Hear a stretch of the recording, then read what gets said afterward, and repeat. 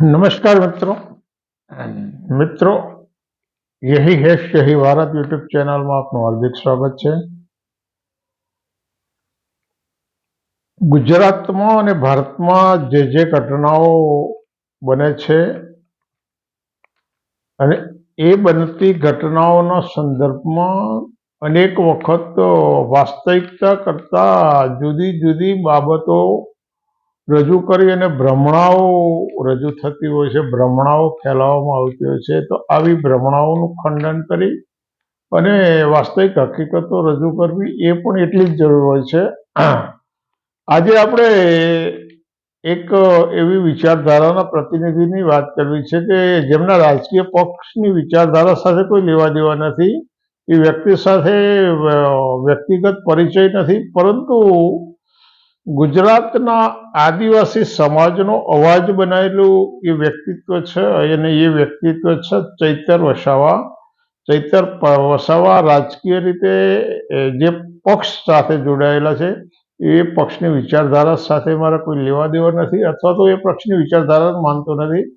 હું માત્ર આદિવાસી સમાજનો, ગુજરાતના આદિવાસી સમાજનો જે અવાજ બનેલા છે એવા એક વ્યક્તિત્વની વાત કરવી છે। કારણ કે ભારતનો આઝાદી મળ્યા પછી જે રાજકીય અનામતો આવી અને રાજકીય અનામતોમાં આદિવાસીની બેઠકો ઉપરથી જે પ્રતિનિધિઓ આવ્યા એમાં સૌથી વધારે બોલકું પ્રતિનિધિત્વ ચૈતર વસાવાના રૂપમાં આદિવાસીઓનો દેખાય છે અને બીજા લોકોને કેટલાકને ખટકે છે। એટલે મનુવાદી વિચારધારાના જે વર્તમાન શાસકો છે એ બેધારી વાણીથી એવી વાતો કરે છે કે કદાચ પશુઓ પણ જો સમજતા હોત ને તો પશુઓ પણ આત્મહત્યા કરવા વિચારી શકત।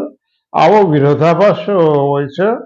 એટલે આ વિરોધાભાસને સમજવો જરૂરી છે, કારણ કે 15મી નવેમ્બરે બે સભાઓ સમાંતર થઈ। બિરસા મુંડાની કાર્યક્રમ નિમિત્તે એક સભા હતી ચૈતર વસાવાની, જેની અંદર સ્વયંભૂ આદિવાસી સમાજ ઉમટી પડ્યો હતો, જ્યાં આગળ સરકારી કર્મચારીઓ, સરકારી સાધનો, સરકારી વાહનો, મિશનરી અને બીજા કોઈ એવા ભાડુતી લોકોનો ઉપયોગ કર્યા સિવાય ત્યાં લાખો લોકોનો માનવમેદની ઉમટી પડી હતી। બીજી બાજુ મોદીની જે સભા હતી એ સભામાં તો અજગ જાહેર વસ્તુ છે કે હજારો વાહનો ગોઠવવામાં આવે, સરકારી કર્મચારીઓનો ફરજ પાડવામાં આવે, શાળાના વિદ્યાર્થીઓને ક્યાંક કહેવામાં આવે, ક્યાંક કોલેજના વિદ્યાર્થીઓને હાજરી આપવા માટે કહેવામાં આવે અને એ રીતે ભીડ ભેગી કરવામાં। એટલે આ જે ભીડ ભેગી થઈ, સ્વયંભૂ ભીડ અને ભાડાની ભીડમાં આ તફાવત છે। એટલે અખબારી અહેવાલો જે પ્રસિદ્ધ થયા ને એમાં એમણે જે બે વિધાનો કર્યા કે વર્ષ 2014 પહેલા બિરસા મુંડાને કોઈ ઓળખતું નહોતું, એવું એક વિધાન મોદીના નામે પ્રસિદ્ધ થયું। બીજું વિધાન, કોંગ્રેસે આદિવાસીઓને એમના હાલ ઉપર છોડી દીધા હતા। એટલે વર્તમાન શાસકોની પાસે એક જ મુદ્દો છે, કોંગ્રેસ અને ગાંધી પરિવાર, નહેરુ પરિવારનો કઈ રીતે બદનામ કરવો। એમના વિકાસની વાતો તો ક્યાંય નથી આવતી। એમણે કેટલીક ગવર્મેન્ટ એકમો ઊભા કર્યા, કેટલી નવી નવી કંપનીઓ સ્થાપી, કેટલી રોજગારી વધી, એ વાતો નથી સાંભળવા મળતી। પણ આવી બીજાઓને બદનામ કરવા અથવા તો જુમલા કરવાની વાતો, એટલે આ સમજવા જેવી બાબતો છે। 2023ના સપ્ટેમ્બરમાં પણ એક આવું સાંભળવા મળ્યું હતું કે રાજ્યના આદિવાસીઓને સર્વાંગીણ વિકાસની મુખ્ય ધારામાં જોડી દીધા। ગુજરાતના એટલે રાજ્યના આદિવાસીઓને વિકાસની સર્વાંગીણ ધારામાં જોડી દીધા, એવું 2023ના સપ્ટેમ્બરમાં પણ આવું કહેવામાં આવ્યું હતું। જો આદિવાસીઓનો ઉદ્ધાર થઈ ગયો હોય, આદિવાસીઓ દરેક રીતે સામાન્ય ગુજરાતી જનતાની સમકક્ષ આવી ગયા હોત, તો માત્ર એક જ ધારાસભ્ય ચૈતર વસાવા પાછળ આદિવાસી પ્રજા કેમ આટલી ગાંડી બને?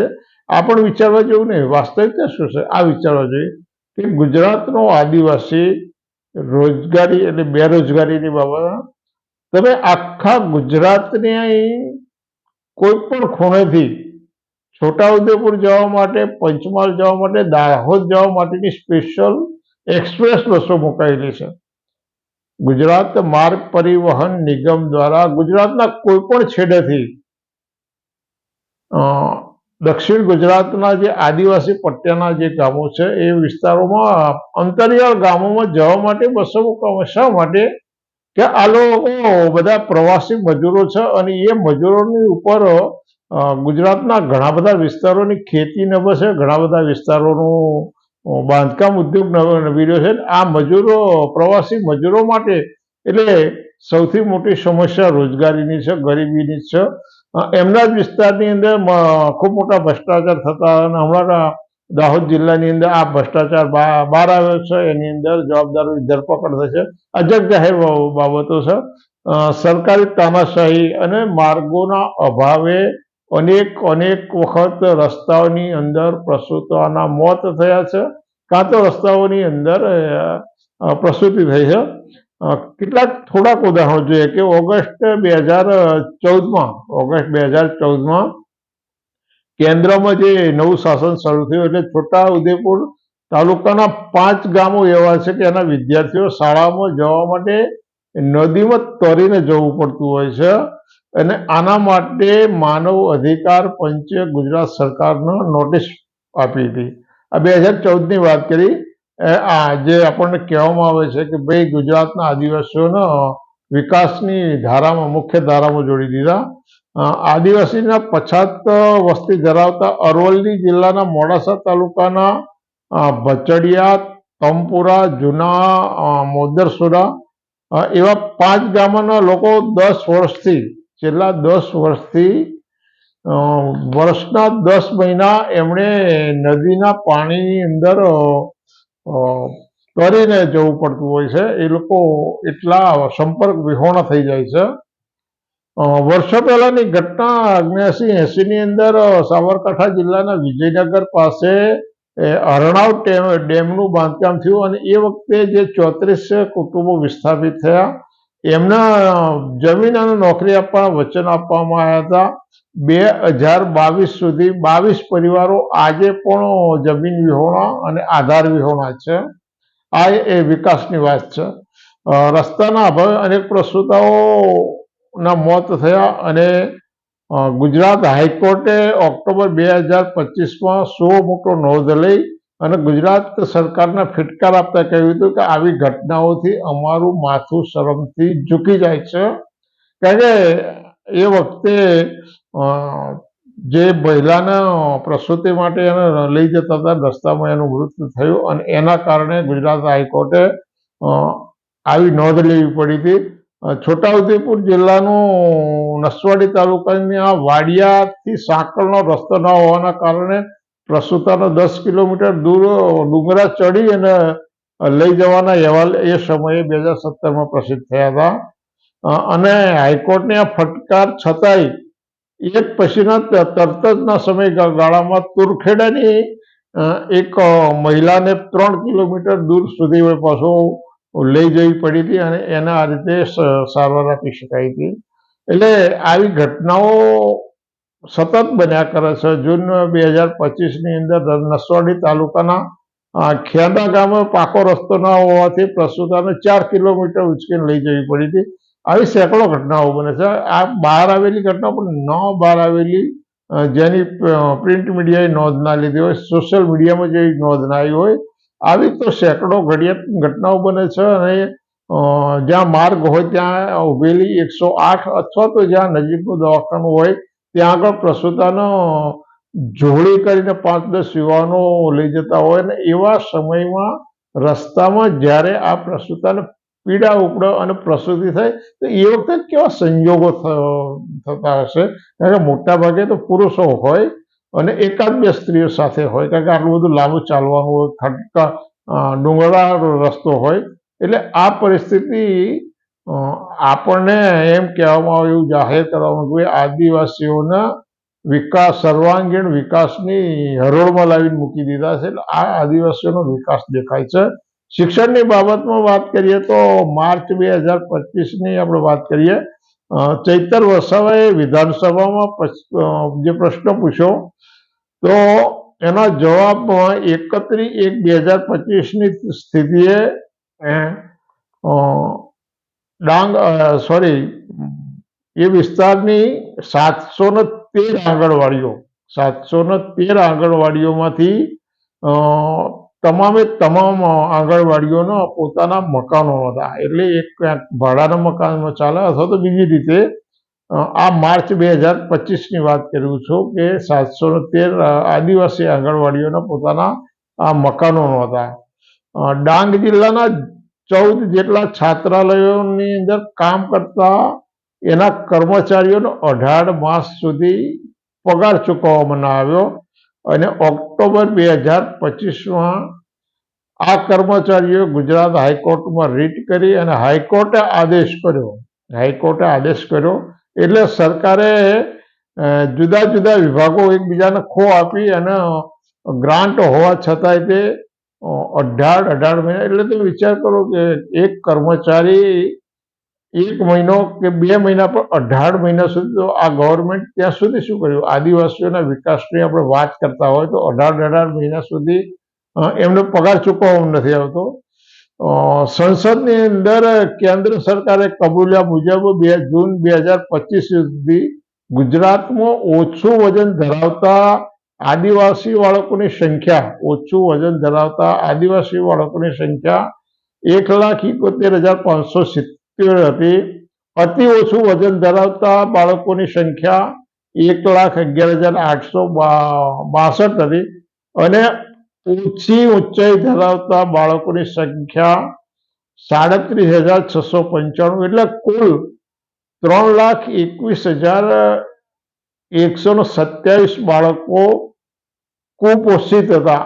આ આદિવાસીઓનો વિકાસ છે. કુલ 3,21,127 બાળકો કુપોષિત હતા. કેટલાક ઓછું વજન ધરાવતા, અતિ ઓછું વજન ધરાવતા અને ઓછી ઊંચાઈ ધરાવતા બાળકો. આ આદિવાસીઓના વિકાસની આ વાસ્તવિકતા છે.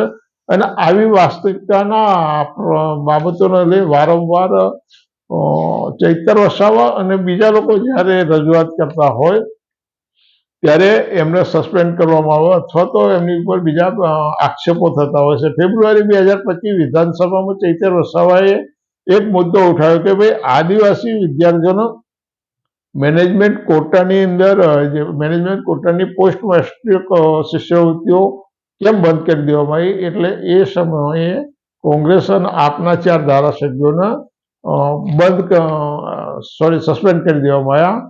બીજો એક મુદ્દો એવો છે કે ગુજરાતમાં શ્રેષ્ઠ આદિવાસી યુવાનોને શોધવા માટે ટેલેન્ટ પૂલ યોજના 2008-9માં શરૂ કરવામાં આવી હતી, પરંતુ આ યોજના વળી પાછી જૂન 2024માં સરકારે બંધ કરી દીધી અને લાભાર્થી વિદ્યાર્થીઓ જે હોય એના આના કારણે 60,000 થી 80,000 રૂપિયા જેટલું નુકસાન થાય, જે લાભાર્થી વિદ્યાર્થીઓ હોય.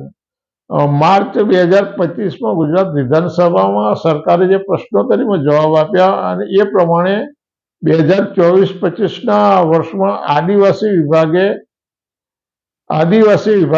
4,373 રૂપિયાની ગ્રાન્ટની જોગવાઈ કરી હતી અને એમાંથી 31/1/25 સુધીમાં 2,879.81 કરોડની ફાળવણી કરવામાં આવી. 2,879.81 કરોડની ફાળવણી કરવામાં આવી. એ ફાળવણી કરેલી રકમમાંથી 1977 એટલે 1,977.51 કરોડની ગ્રાન્ટ વાપરવામાં આવી, પરંતુ 902 કરોડની ગ્રાન્ટ વાપર્યા વગર પડી રહી. પણ આમ હોવા છતાંય 1,311 જેટલા વિદ્યાર્થીઓની પોસ્ટ મેટ્રિક શિષ્યવૃત્તિ 2 વર્ષથી બાકી હતી. એટલે ગુજરાતના આદિવાસીઓની આ પ્રગતિ છે, આ આદિવાસીઓનો વિકાસ છે. આ બહુ ઘણા ગાંઠિયા ઉદાહરણો આપ્યા છે. વાસ્તવિક હકીકતો રજૂ કરવા માટે તો કલાકોના કલાકો સમય અને થોકબંધ સાહિત્ય રજૂ કરવું પડે, પરંતુ ગુજરાતની અંદર અનુસૂચિત જનજાતિની 26 અનામત બેઠકો વિધાનસભામાં છે અને લોકસભાની 4 બેઠકોના વચ્ચે આટલું પ્રતિનિધિત્વ હોય. આ પ્રતિનિધિ એ આદિવાસી સમાજના કારણે છે. તો આ બીજા આદિવાસી ધારાસભ્યો અને સંસદ સભ્યોની ફરજમાં શું આવે છે? એમણે એ સમાજના અનેક પ્રશ્નો છે, અનુસૂચિત જાતિના જેવી સેંકડો સમસ્યાઓ છે, એવી સમસ્યાઓ એનાથી થોડીક જુદી સમસ્યાઓ પણ અનુસૂચિત જાતિની સાથે સાથે અનુસૂચિત જનજાતિ આદિવાસીઓની પણ સેંકડો સમસ્યાઓ છે.